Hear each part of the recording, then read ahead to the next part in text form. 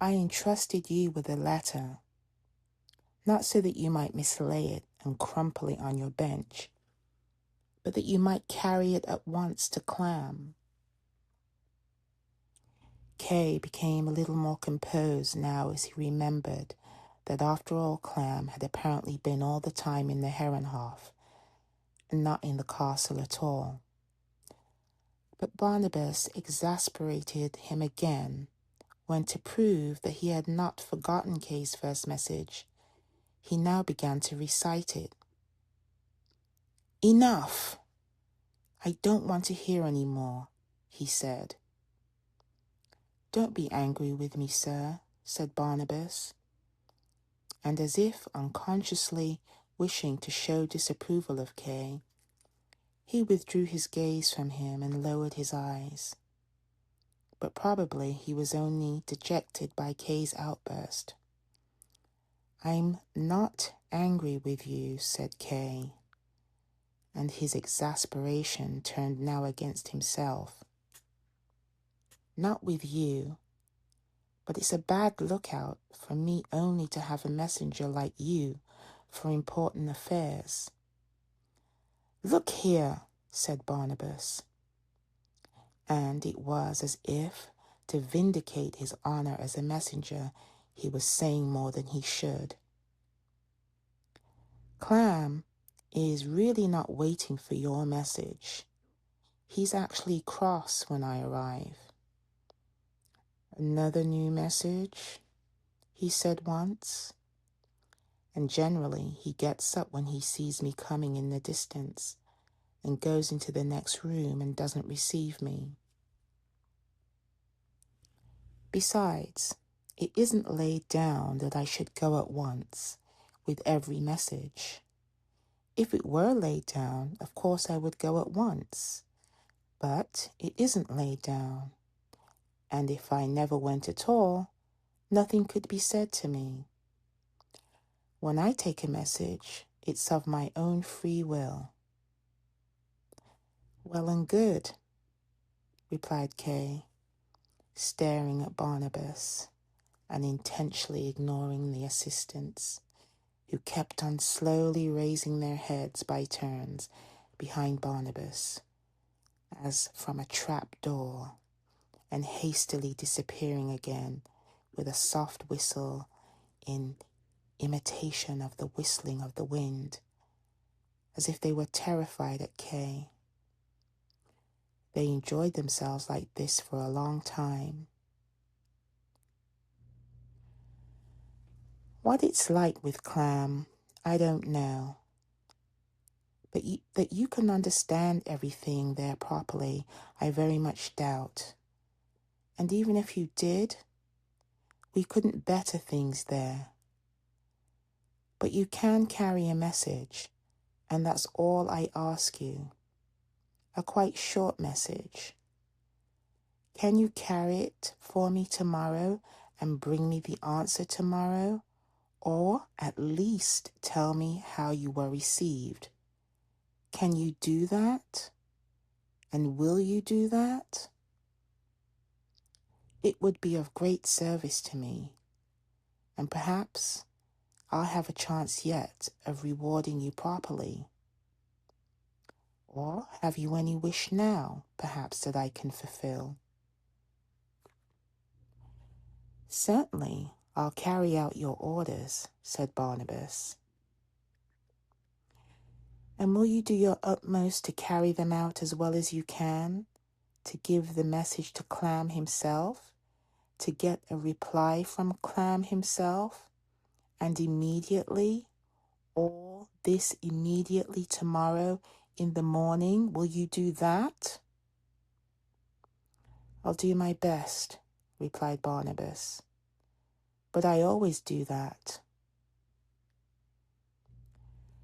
"We won't argue any more about it now," said Kay. "This is the message. The Land Surveyor begs the Director to grant him a personal interview. He accepts in advance any conditions which may be attached to the permission to do this. He is driven to make this request because until now, every intermediary has completely failed. In proof of this, he advances the fact that till now he has not carried out any surveying at all. And according to the information given him by the village superintendent, will never carry out such work. Consequently, it is with humiliation and despair that he has read the last letter of the director. Only a personal interview with the director can be of help here. The Land Surveyor knows how extraordinary his request is, but he will exert himself to make his disturbance of the director as little felt as possible. He submits himself to any and every limitation of time, also any stipulation which may be considered necessary as to the number of words which may be allowed him during the interview. Even with 10 words, he believes he will be able to manage. In profound respect and extreme impatience, he awaits your decision. Kay had forgotten himself while he was speaking. It was as if he was standing before Clam's door talking to the porter. "It has grown much longer than I thought," he said. "But you must learn it by heart.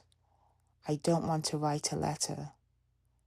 It would only go the same endless way as the other papers."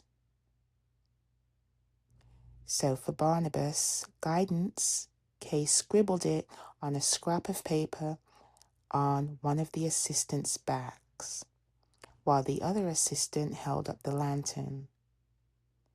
But already Kay could take it down from Barnabas's dictation, for he had retained it all and spoke it out correctly, without being put off by the misleading interpolations of the assistants. "You've an extraordinary memory," said Kay, giving him the paper. "But now show yourself extraordinary in other things as well. And any requests? Have you none?" "It would reassure me a little, I say it frankly, regarding the fate of my message, if you had any." At first, Barnabas remained silent. Then he said, "My sisters send you their greetings." "Your sisters?"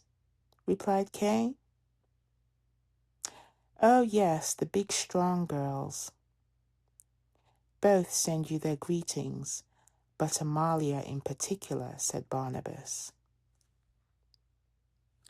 "Besides, it was she who brought me this letter for you today from the castle." Struck by this piece of information, Kay asked, "Couldn't she take the message to the castle as well? Or couldn't you both go and each of you try your luck?"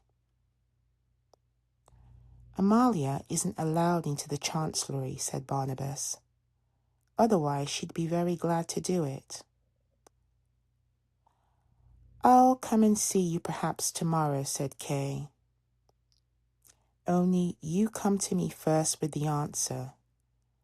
I'll wait for you in the school. Give my greetings to your sisters too."